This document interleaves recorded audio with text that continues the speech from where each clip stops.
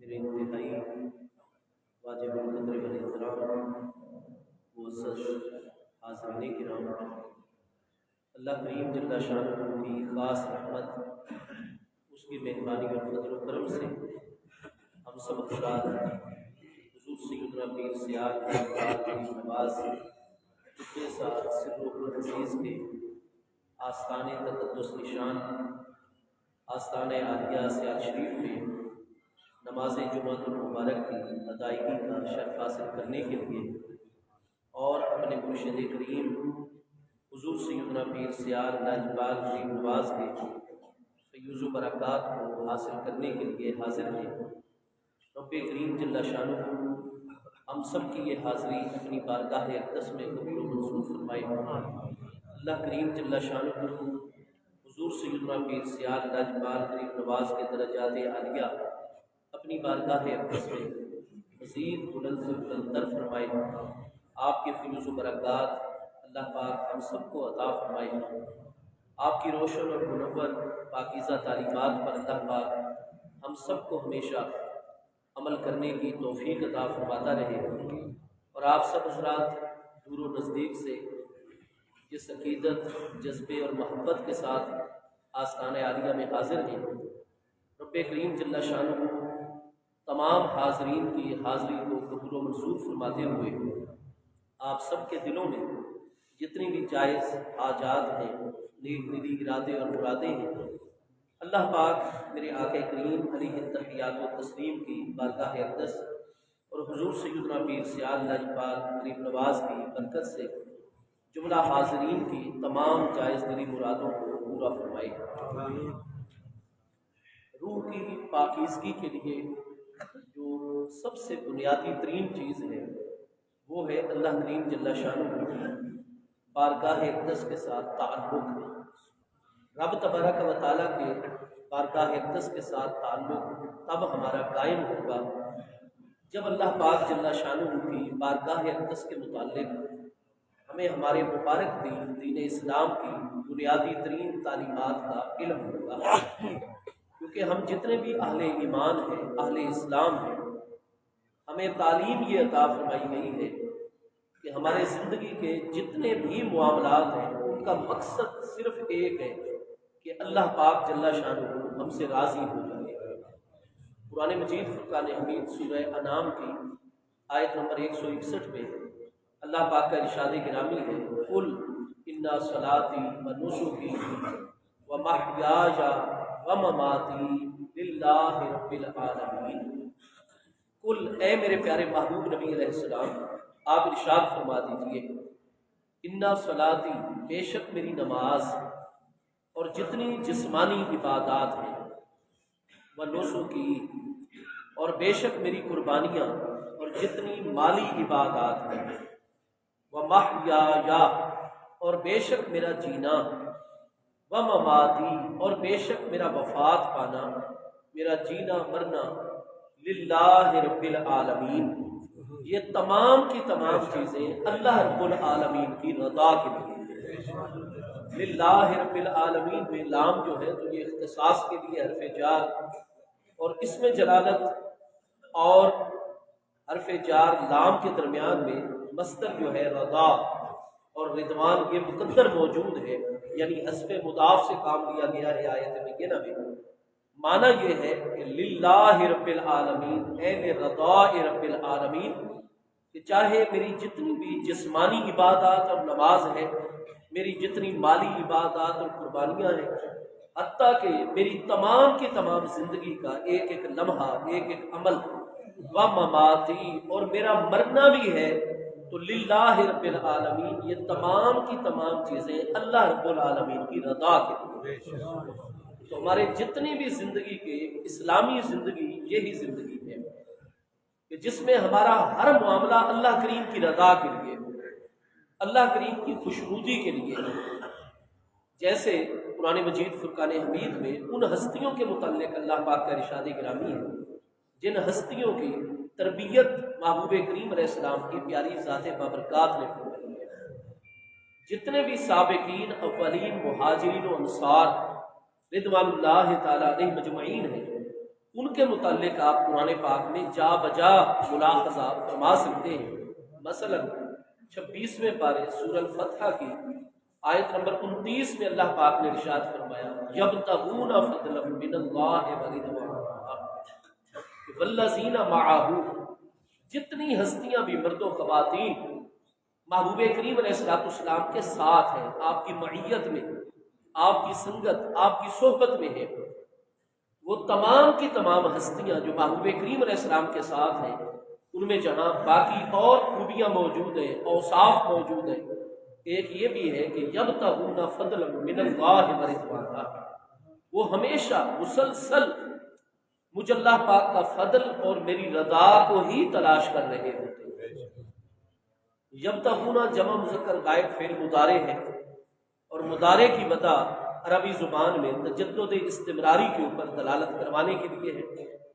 محبوب کریم علیہ السلام کے پیارے اہل بیت اطہار رضوان اللہ تعالی علیہم اجمعین اور محبوب کریم علیہ السلام کے پیارے صحابہ کرام مہاجرین و انصار رضوان اللہ تعالی علیہم اجمعین کے متعلق قرآن پاک یہ واضح فرما رہا ہے کہ وہ ہستیاں کوئی ایک دو دن کا معاملہ نہیں ہے، بلکہ عالم دنیا میں اللہ پاک نے جتنے بھی مبارک سانس ان کو عطا فرمائے ہیں، وہ اپنے ہر سانس میں، اپنے ہر لفظ میں، اپنے ہر عمل میں یبتغون فضلا من اللہ ورضوانا، ان کا کوئی بھی عمل مجھ اللہ کی رضا کے بغیر نہیں ہے۔ وہ اگر بات کرتے ہیں تو اس لیے کرتے ہیں کہ ہمارا رب تعالیٰ راضی ہے، اور وہ بات کرتے ہیں جس سے میں رب تعالیٰ راضی ہوں۔ وہ کوئی بھی قدم اٹھاتے ہیں، عمل کرتے ہیں تو مقصد ایک ہی ہوتا ہے کہ ہمارا محبوب حقیقی، مطلوب حقیقی، مقصود حقیقی اور ہمارے علم و نظر میں موجود حقیقی ہمارا رب تبارک و تعالیٰ ہم سے راضی ہو جائے۔ تو صرف اور صرف رضا الہی ان کی نگاہوں کے پیش نظر ہے۔ کیوں؟ اس لیے کہ ہم جتنے بھی اہل ایمان ہیں، ہمیں قرآن پاک میں یہ تعلیم عطا فرمائی گئی ہے کہ ہمارے جتنے بھی امور و معاملات ہیں وہ صرف اور صرف ان کا ایک ہی مقصد ہے کہ ہمارا رب تبارک و تعالیٰ ہم سے راضی ہو جائے، ہمارا رب تبارک و تعالیٰ ہم سے خوش ہو جائے۔ کیوں؟ اس لیے کہ ہمارا مطلوب حقیقی اور محبوب حقیقی کون ہے؟ ایک ذات بابرکات اللہ پاک جل شانہ کی ذات بابرکات۔ قرآن مجید فرقان حمید میں یہ واضح فرما دیا گیا ہے کہ جتنے بھی کفار و مشرکین ہیں وہ اپنے ہاتھوں سے بنائے ہوئے بتوں کے ساتھ شدید محبت رکھتے ہیں۔ اپنے انداز من دون اللہ، اللہ کے مقابلے میں جو انہوں نے پتھر کے بنائے ہوئے، لکڑی کے بنائے ہوئے اور پیتل کے بنائے ہوئے اور مختلف دھاتوں کے بنائے ہوئے انہوں نے جو مذمومہ جھوٹے خدا بنائے ہوئے ہیں، یحبون، وہ ان سے بے پناہ محبت کرتے ہیں جو کفار و مشرکین ہیں۔ اور فرمایا کفار و مشرکین کے مقابلے میں جو اہل ایمان ہیں، قرآن پاک نے فرمایا والذین آمنوا اشد حبا للہ، اور جو ایمان والے ہیں ان کی سب سے زیادہ شدید محبت اللہ کریم جل شانہ کی بارگاہ اقدس کے ساتھ ہے۔ والذین آمنوا اشد حبا للہ، اشد و شدت سے سپرلیٹو ڈگری ہے، تفضیل کل کا کلمہ ہے۔ اشد حبا، قرآن پاک ارشاد فرماتا ہے کہ والذین آمنوا، جتنے بھی ایمان والے ہیں ان کی سب سے زیادہ شدید محبت ہے تو وہ اللہ کریم جل شانہ کی بارگاہ اقدس کے ساتھ ہے۔ ہمارا محبوب حقیقی اس لیے حضور سیدنا پیر سیال لاجپال غریب نواز کی بارگاہ اقدس میں جتنے بھی سالکین آیا کرتے ہیں،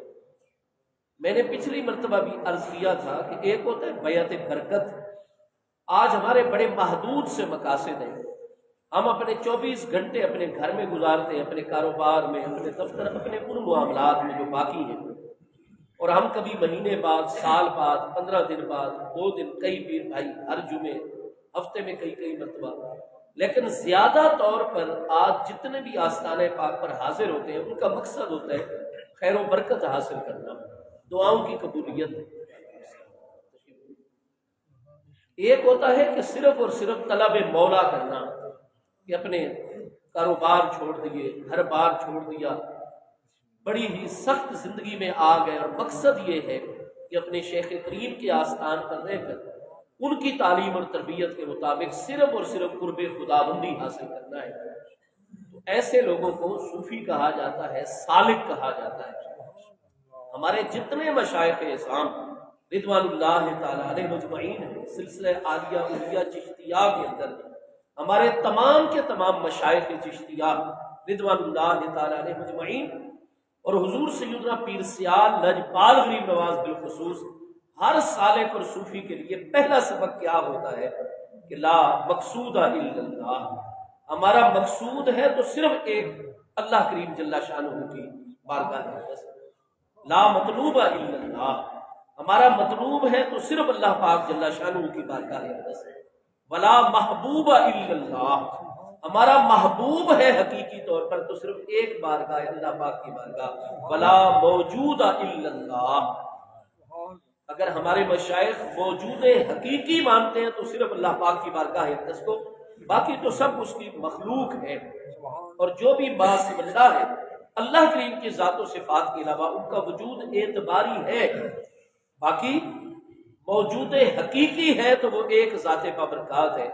ہمارے مشائخ وحدت الوجود کے نظریے کے قائل عملی طور پر، اعتقادی طور پر، تو نتیجہ یہ ہے کہ ان کی نگاہ اقدس میں اگر موجود حقیقی ہے تو ایک ہی ذات بابرکات ہے، یقینی طور پر اللہ پاک کی ذات بابرکات ہے۔ اس لیے ہمارے جتنے بھی امور و معاملات ہیں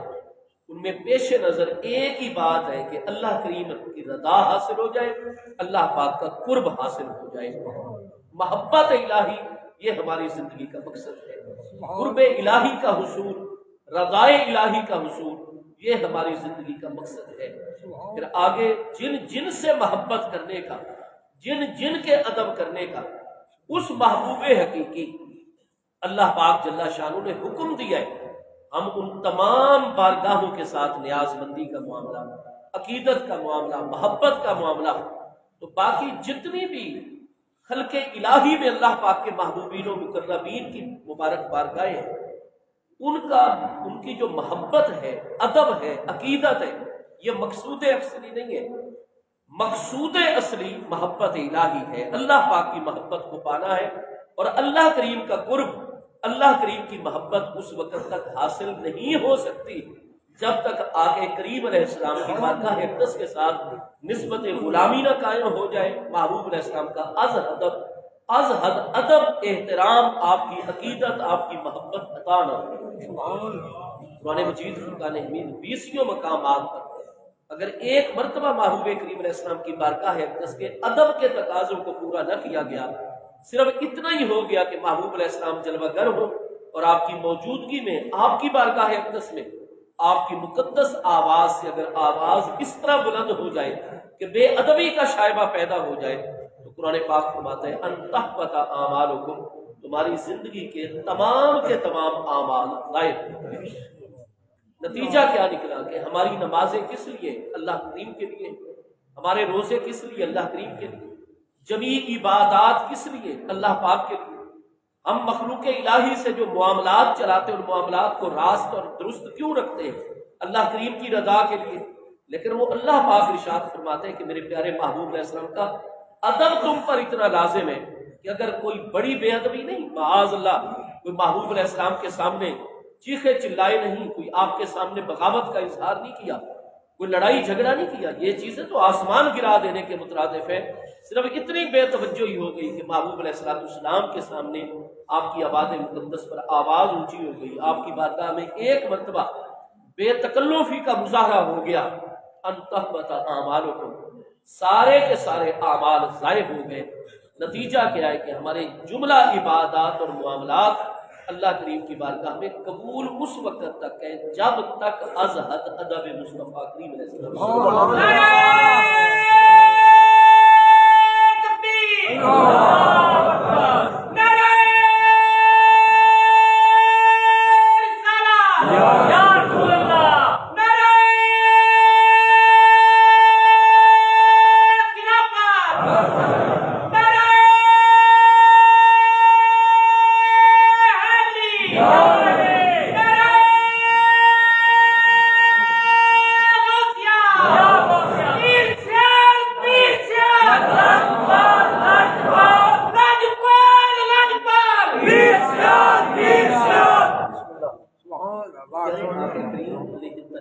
تسلیم کی بارگاہ اقدس کے ساتھ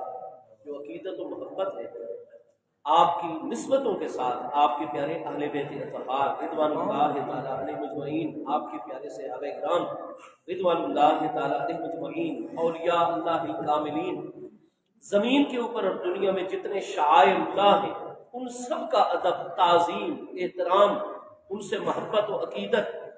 یہ مقصود اکثری نہیں ہے، اس مقصود تک پہنچنے کا ذریعہ ہے سب سے۔ اس لیے ہم جتنی بارگاہوں سے عقیدت رکھتے ہیں، اصل مقصد اللہ تعالیٰ کا قرب ہوتا ہے، اللہ پاک کی رضا ہوتی ہے، کیونکہ مقصود اصلی جو ہے وہ اللہ کریم کا قرب حاصل کرنا ہے، رب کریم جل شانہ کی رضا کو حاصل کرنا ہے، اس کی بارگاہ میں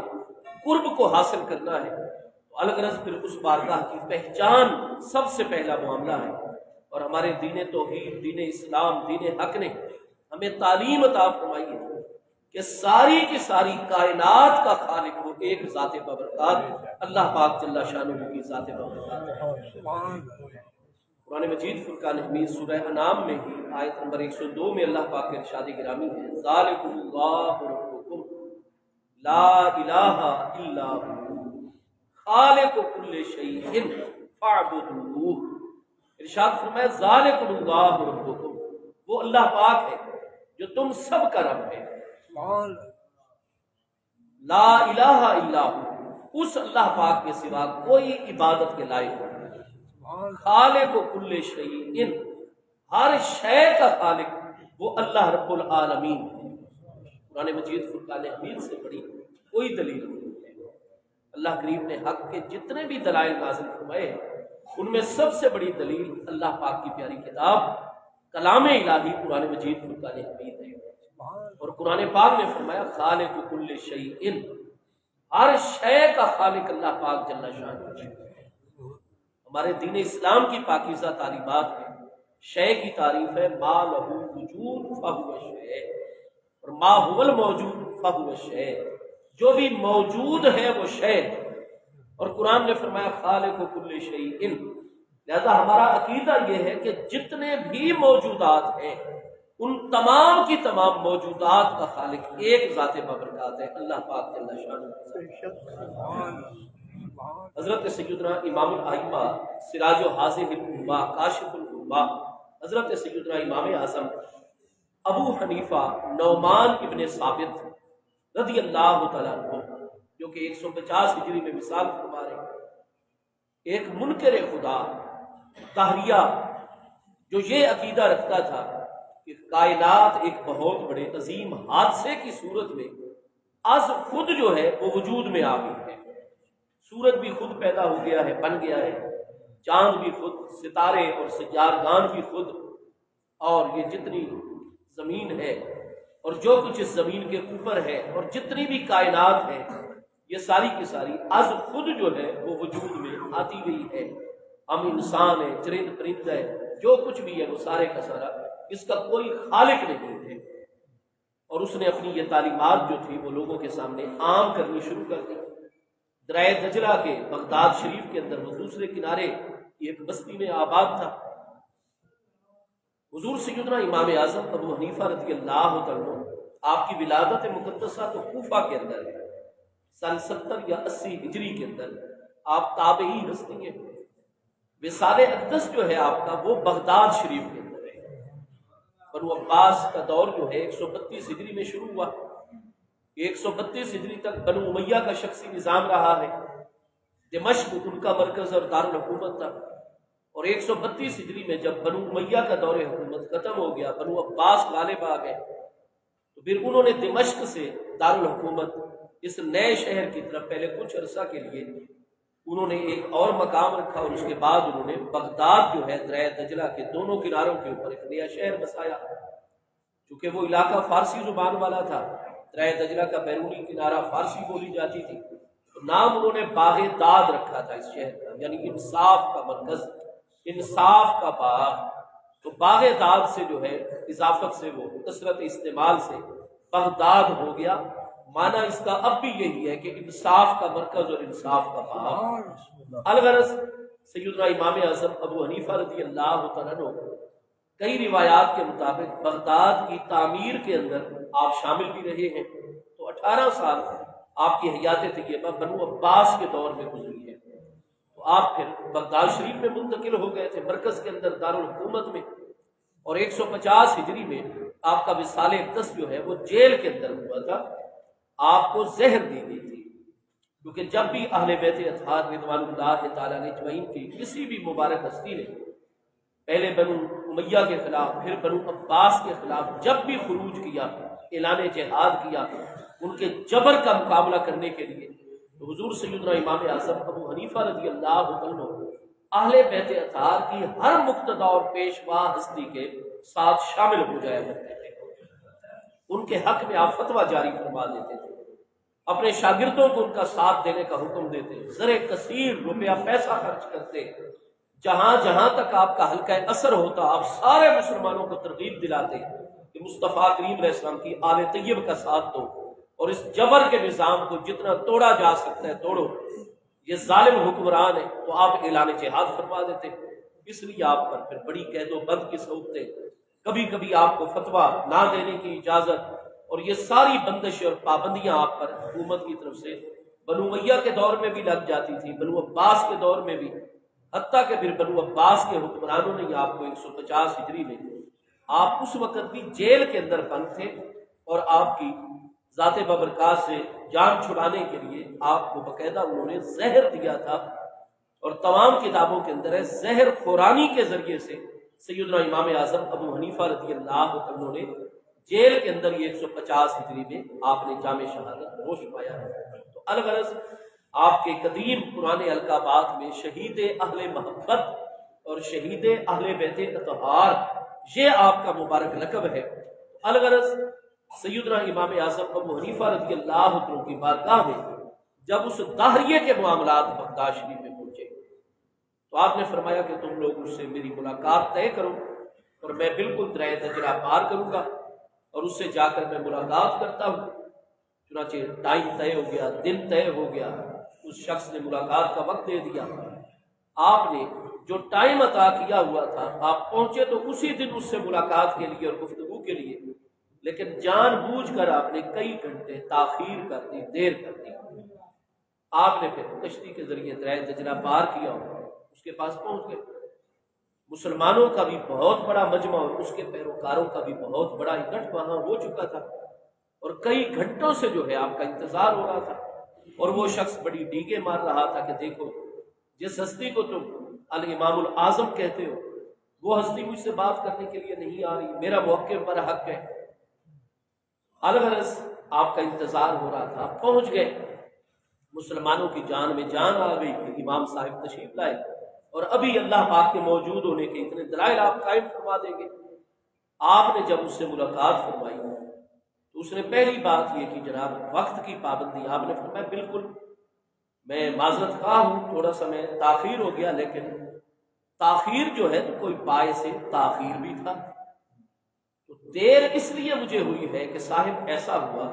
کہ جب میں اپنے مقام سے بغداد شریف شہر سے چلا ہوں دریا دجلہ کے کنارے پر تو میں بڑے ٹائم پر آ گیا تھا، کشتی جو تھی اس کنارے کے اوپر ساحل پر موجود نہیں تھی، وہ مسافرین کو چھوڑنے کے لیے آپ والے کنارے پر آئی ہوئی تھی، ظاہر ہے کہ مجھے کشتی کا انتظار کرنا تھا، میں کشتی کا انتظار کر رہا تھا کہ اسی اثناء میں اسی دوران میں نے بڑا ہی محیر العقول واقعہ جو ہے وہ دیکھا تھا۔ واقعہ یہ تھا کہ کشتی واپس آ نہیں رہی تھی، مجھے ہو رہی تھی دیر، تو ایسا ہوا کہ اس دریا دجلہ کے اس کنارے کے اوپر جدھر میں کھڑا ہوا تھا بہت سارے دائیں بائیں درخت موجود ہیں، آپ کے علم میں ایک درخت بہت بڑا درخت جو ہے وہ میں نے دیکھا کہ خود بخود ہی اپنی جڑوں میں سے باہر نکل گیا، زمین میں سے آ کر میرے قریب ساحل کے اوپر آ کر لیٹ گیا، خود بخود، اس کو کسی نے کاٹا نہیں ہے، وہ خود ہی جناب دریا دجلہ کے اس کنارے پر جدھر میں اپنے ساتھیوں سے موجود تھا آ کر زمین سے باہر اکھڑ آیا، نکل آیا، لیٹ گیا۔ اس کے بعد خود بخود اس کی شاخیں ٹینیاں جتنے بھی زائد معاملات تھے وہ خود ہی کٹنے لگ گئے، اس میں تراش خراش کا عمل شروع ہو گیا، چھلکے وغیرہ اس کے اتر گئے اور خود بخود ہی اس کے جناب تختے تیار ہونے لگ گئے، کوئی مستری صاحب وہاں نہیں ہے، کوئی آری چلانے والا نہیں ہے، اور آٹومیٹیکلی میں دیکھ رہا ہوں اور میں تو مجسمہ حیرت بن رہا ہوں، خود بخود اس کے جناب تختے دوسرا درخت نکل آیا، وہ لیٹ گیا، اس کے شاخے پتے خود بخود الگ ہونے لگ گئے، خالص لکڑی تنا نکل آیا جو کشتی بنائے جانے کے قابل تھا، پھر اس کی کھال اور چھال جناب اور چھلکے سارے اتر گئے، اس کے تختے جناب بڑے بہترین کر کے صاف و شفاف تختے ملائم جو ہے وہ نکلنے لگ گئے،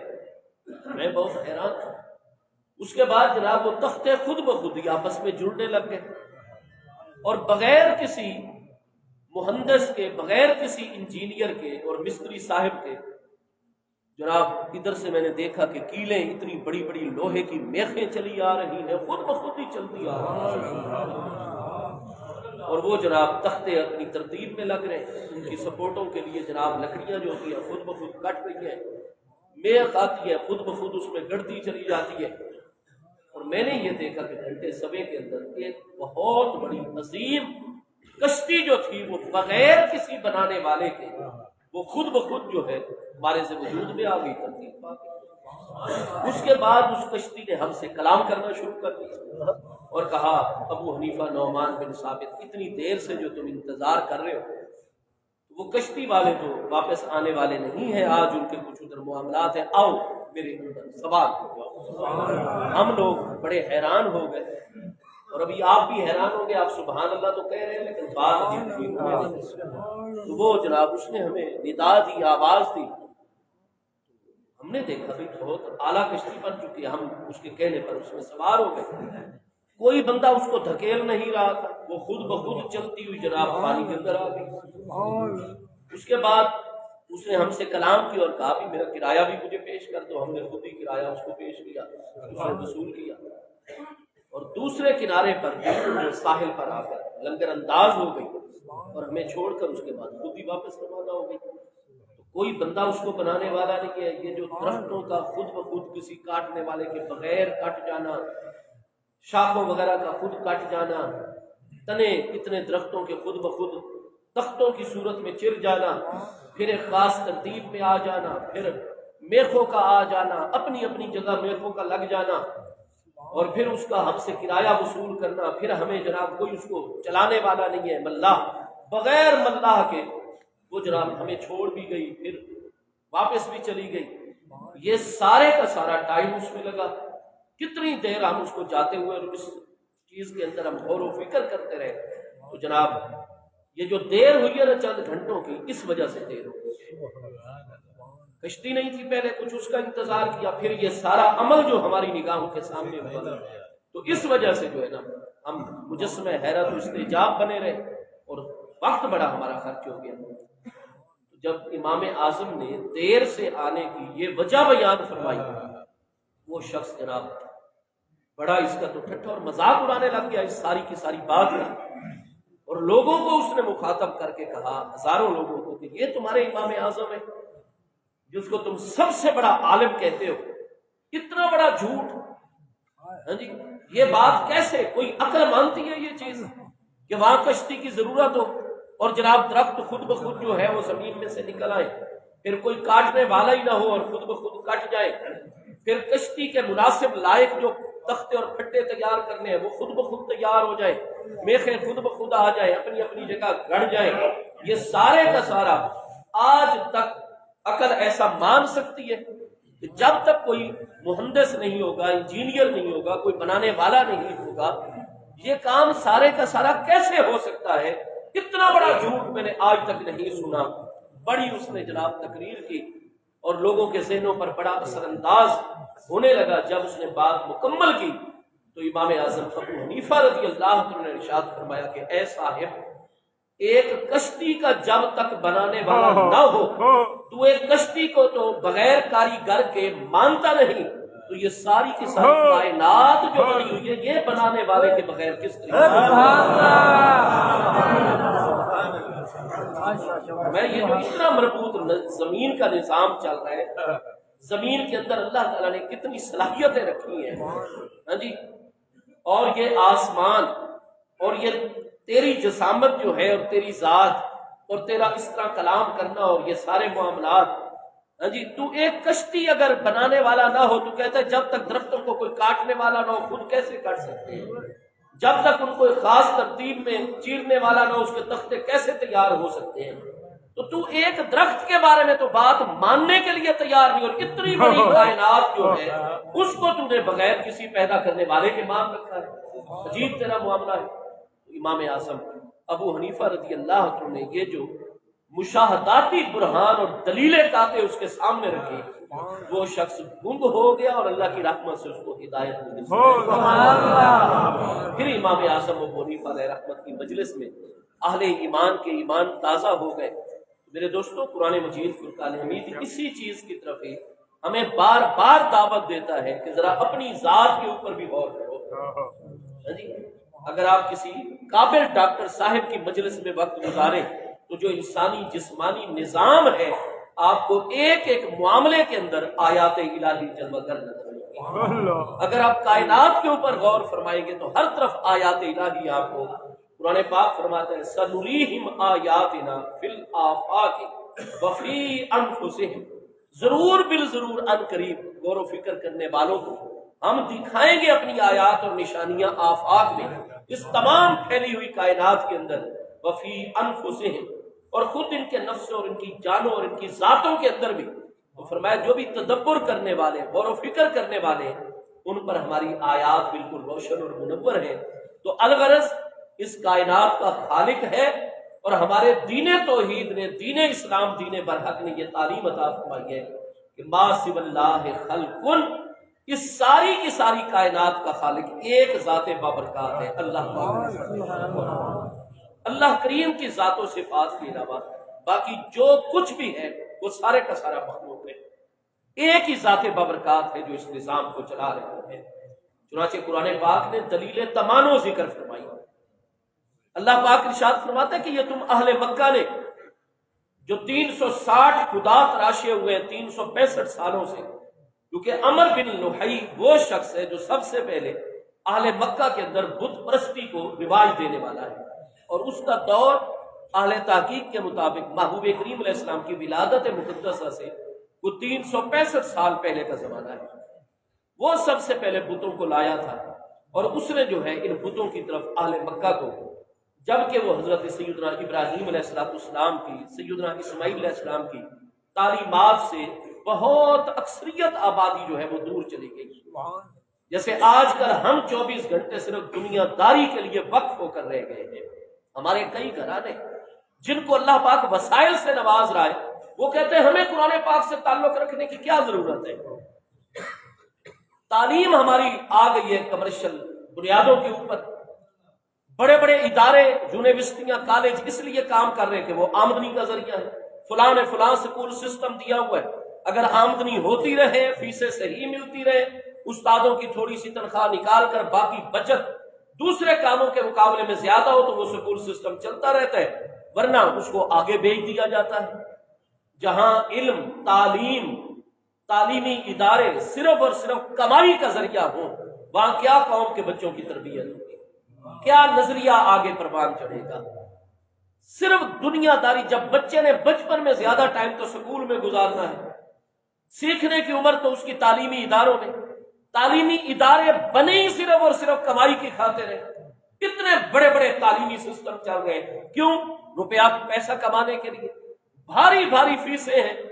تو جب انہوں نے پڑھنا ہی ان اساتذہ سے ہے جو صرف تنخواہ کی خاطر آئے بیٹھے ہیں، ان لوگوں سے انہوں نے نظریہ حاصل کرنا ہے جن کا کام ہی صرف اور صرف روپیہ پیسے کا حصول ہے اور منفعت زر اور مال و دولت دنیا کمانا ہے، کیا ان کا نظریہ ہوگا، کیا ان کی تربیت ہوگی؟ آج ہمارے ملک کے اندر اتنے ادارے موجود ہیں، تعلیم اتنی عام ہے، لیکن اسی کے مقابلے میں کرپشن بھی اتنی زیادہ ہے۔ آپ ریڑھی والے سے لے کر آخر تک چلے جائیں، آپ کو کرپشن ہی کرپشن۔ یہ کیوں نہیں ہماری تربیت ہو رہی؟ تعلیم تو آج بہت عام ہے، تو جتنی تعلیم زیادہ ہوتی، وسائل زیادہ ہوتے، ایمانداری تو اتنی قوم میں آ جانی چاہیے تھی، لیکن تعلیم کے اثرات معاشرے کے اوپر نہیں نظر آ رہے۔ گزارش میں یہ کرنا چاہتا ہوں کہ دین اسلام اصل چیز جو ہے وہ رب تعالیٰ کی بارگاہ کے ساتھ تعلق ہے۔ اسلام نے یہ بتایا کہ ساری کی ساری کائنات کا نظام چلانے والی ایک ذات بابرکات ہے۔ محبوب کریم علیہ السلام کی جلوہ گری سے 365 سال پہلے سے ہر قبیلہ جو تھا، چونکہ تعصب بہت زیادہ آ گیا تھا ہم لوگوں کے اندر، ہر قبیلہ اپنا الگ خدا قائم کرتا تھا، الگ مرکز قائم کرتا تھا۔ آج کل بھی کچھ علاقوں میں مسلمانوں میں دیکھا گیا آپس میں لڑائی جھگڑا، ایک خاندان کا دوسرے خاندان سے ہو جائے گا، اور ایک خاندان مخالف خاندان کی اکثریت ایک مسجد میں نماز پڑھنے جاتی ہے تو کہتے ہیں ہم اپنی مسجد الگ بنا لیتے ہیں، کیونکہ وہاں ان سے بولا یہ نہیں ہے کہ کسی علاقے کے بزرگ کے پاس چلے جائیں، کسی معتبر شخصیت ایماندار کے پاس چلے جائیں، غیر جانبدار کے پاس، اور کہے جی ہم مومن ہیں، سارے ہم مسلمان ہیں، ایک فریق سے یقیناً غلطی ہوئی ہے، دوسرے فریق کے حق میں یقیناً زیادتی ہو گئی ہے، لیکن بھائی اسلام کا وہ معاف کر دینے والا پہلو بھی تو بہت عظمت والا پہلو ہے۔ دنیا میں جب ہم کسی کا ایک عیب چھپاتے ہیں، اللہ پاک ہمارے 70 عیبوں کو دنیا میں چھپا دیتے ہیں۔ جب ہم معاف کرتے ہیں تو وہ رب تبارک و تعالیٰ بھی ہمیں معاف فرماتا ہے۔ من لا یرحم لا یرحم، محبوب علیہ السلام کی حدیث سے صحیح ہے، اللہ کریم بھی انہی پر رحم فرماتا ہے جو آگے مخلوق کے اوپر رحم کرتے ہیں۔ ہم معصوم عن الخطا تو ہے نہیں، خطائیں غلطیاں ہمارے بچوں سے بھی ہو جاتی ہیں، دوسرے گھرانے ہمسائیگی والوں کے بچوں سے بھی ہو جاتی ہیں، تو ہم سے غلطی ہو جائے تو ہم معافی طلب کرنے کے حقدار ہیں، تو اگلے سے غلطی ہو جائے تو وہ بھی انسان ہے بیچارہ، ہمارا مسلمان بھائی ہے، اس کو بھی معافی کی پوری ریلیف ہونا چاہیے اور اس کو بھی نرمی سے معاملہ چلانا چاہیے۔ تو یہ نہیں ہے کہ ہم اپنے اختلافات ختم کر دیں، شریعت کے دائرے میں، قانون کے دائرے میں اپنے آپ کو لے آئے، نہیں، پھر ہم اپنی مسجدیں الگ کر دیتے ہیں، یہ شرعی مسئلہ ہے۔ اگر ایک ہی ذہن رکھنے والے، ایک ہی مکتبہ فکر کے لوگ ہی آپس میں تقسیم ہو جائیں، پہلے ایک مسجد میں جمعہ ہو رہا ہے، نماز ہو رہی ہے، اور ساتھ ہی کچھ فاصلے پر اسی مکتبہ فکر کے مسلمان اگر اپنی الگ مسجد بنا لیں تھوڑے فاصلے پر، اور پہلے والی مسجد کی رونق اس نئی مسجد کے بننے کی وجہ سے کم ہونے لگ جائے، نمازی تقسیم ہو جائے، پہلے والی مسجد کی رونق ختم ہونے لگ جائے یا پہلے سے کم ہونے لگ جائے، تو اس نئی مسجد کو شریعت میں مسجد درار کہا جاتا ہے، ریاست پر فرض ہو جاتا ہے کہ اس نئی مسجد کو سیل کر دے۔ پہلے والی مسجد کی رونق نہیں کم ہونی چاہیے، اتنے فاصلے پر نئی مسجد، آبادی بڑھ جاتی ہے، انسان زیادہ ہو گئے نماز پڑھنے والے، تو نئی مسجد کی ضرورت تو پڑ جائے گی، لیکن اسلام یہ کہتا ہے کہ جو پہلے والی مسجد ہو، نئی مسجد اتنے دور بناؤ کہ نئی مسجد کے بننے کی وجہ سے پرانی مسجد کی رونق میں کمی نہیں آنی چاہیے۔ اگر اس کی رونق میں کمی آنے لگ گئی یا سرے سے ختم، تو یہ نئی مسجد مسجد درار ہوگی۔ وہ جو نئی مسجد بنا کر آپ نے اپنے تعصبات کو ہوا دینی ہے، آپ معاف کر دیں، صلح و صفائی کی طرف آ جائیں، اور جو پیسہ آپ کے خاندان اور برادری نے نئی مسجد پر لگانا ہے وہ اللہ کا قرب پانے کے لیے غریبوں مسکینوں کے اندر آپ خرچ کریں۔ اللہ تعالیٰ کے کئی گرے ہوئے بندوں کو آپ اٹھا لیں، ان کو نئی زندگی عطا کرتے ہیں۔ تو الغرض دلیل تمانو موجود ہے، تو پھر ایسا ہوا کہ ہر قبیلہ خاندان چونکہ اپنا اپنا خدا بنا لیتا تھا اور بت بنا لیتا تھا، محبوب علیہ السلام کی جلوہ گری تک کوئی 360 بت جو ہے، یعنی 360 خداؤں کا تصور آ چکا تھا۔ قرآن پاک نے فرمایا لو کان فیہما آلہۃ الا اللہ، اگر ان زمین و آسمان میں اللہ کریم کے علاوہ کوئی اور بھی خدا ہوتے لفسدتا، تو کبھی بھی زمین و آسمان کا نظام برقرار نہ رہ سکتا، چل نہ سکتا، بلکہ فساد اور تباہی کا شکار ہوگا۔ تم تو کہتے ہو نا 360 خدا، تم تو ایک سے زیادہ خداؤں کی بات کرتے ہو۔ اللہ پاک فرماتا ہے لو کان فیہما آلہۃ الا اللہ لفسدتا، اگر اس کائنات خلق کے اندر صرف 2 ہی خدا ہوتے تو یہ زمین و آسمان تباہ، اس لیے کہ دونوں ہی خدا ہیں، دونوں ہی برابر پاور رکھنے والے۔ اتنے عرصے سے سورج مشرق سے طلوع ہو رہا ہے،